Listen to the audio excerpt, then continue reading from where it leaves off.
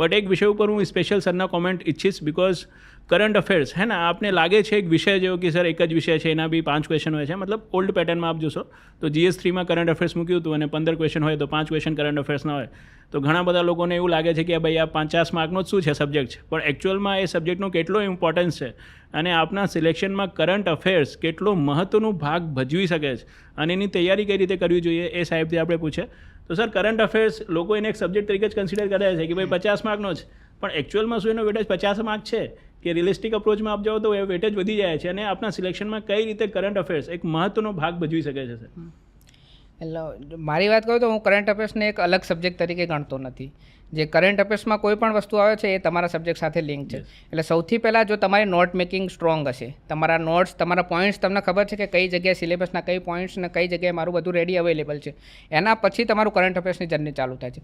તમે ન્યૂઝપેપર વાંચો છો, કોઈ મંથલી મેગેઝિન વાંચો છો, તો ઓબ્વિયસ વસ્તુ છે કે આપણે આ બધી વસ્તુ ફરીથી જે ધારો કે 6 મહિનાની તમે કરંટની મેગેઝિન વાંચી તો તમે યાદ નથી રાખી શકવાના 6 મહિનાની આખી.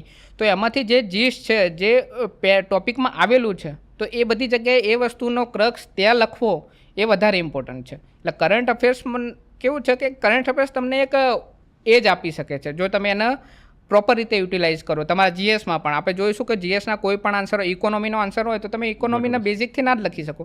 બેઝિકના બાદ તમારે એના ડેટા, ફેક્ટ્સ, ઇકોનોમિક સર્વેમાં શું કીધું છે, બજેટમાં કઈ સ્કીમ આવે છે, ક્વેશ્ચન બી કરંટ અફેર્સ થી ફોર્મ કરતા હોય છે.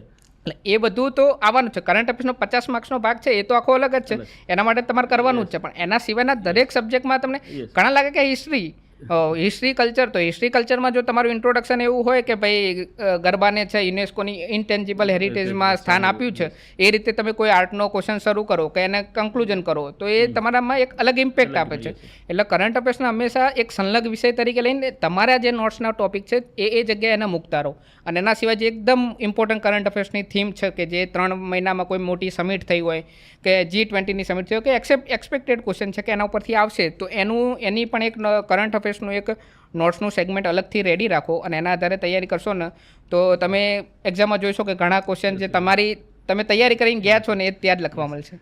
તો વિદ્યાર્થી મિત્રો, જેમ તમે જોયું કે સરે કીધું કે કરંટ અફેર્સને એક સેગ્રિગેટ વિષય તરીકે તમે ના જો, it is not an segregated subject, right. દરેક સબ્જેક્ટમાં શું હોય છે, કરંટ અફેર્સ હોય છે. લાઇક ઇકોનોમી સાહેબે કીધું, સાયન્સ એન્ડ ટેકનોલોજી છે, એન્વાયરમેન્ટ છે, ઇવન પોલિટી જ.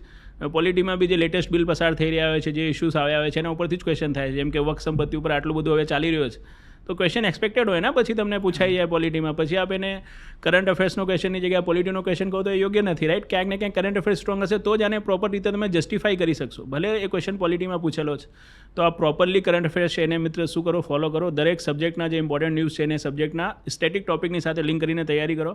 આપને બહુ ફાયદો થશે અને ઇવન એસેમાં બી શું મળશે, આપને બહુ વધારે એજ મળશે.